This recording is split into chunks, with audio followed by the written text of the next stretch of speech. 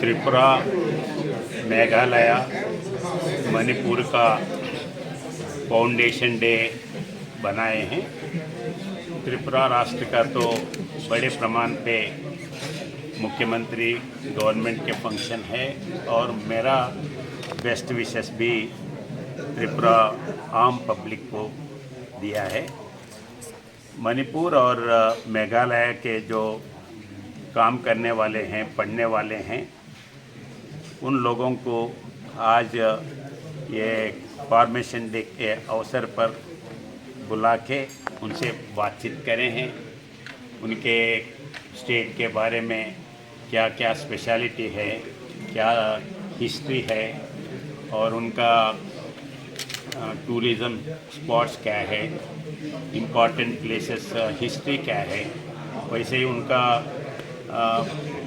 खाने पीने का ये डिटेल्स एक एक्सचेंज करे हैं। अच्छा वातावरण था।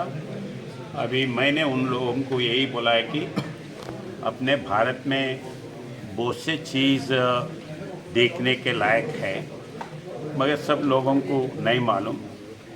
तो आप ही आपके स्टेट के तरफ से एम्बेसडर बन के आपके स्टेट का क्या क्या विशिष्टता है ये बोलना है ताकि आम पब्लिक को सुन सकते हैं, आम पब्लिक आपके स्टेट विजिट कर सकते हैं।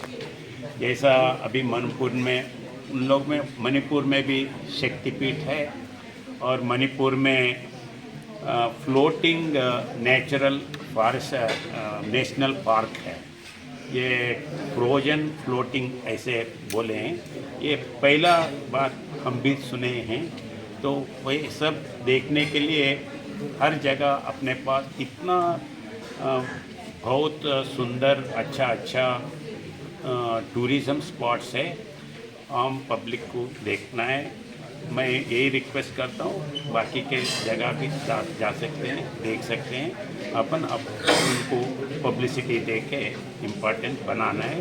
वैसे अपना नेटिव स्टेट का क्या क्या प्रोडक्टिविटी है, क्या नेचुरली क्या करते हैं, ये भी करने के लिए डिस्कशन करे थे। अच्छा डिस्कशन हुआ। सर, त्रिपुरा का आज स्टेटहुड है, त्रिपुरावासी के लिए आप क्या बोलिए? बोलिए, बहुत बड़ा स्टेटमेंट हो गया ऑलरेडी।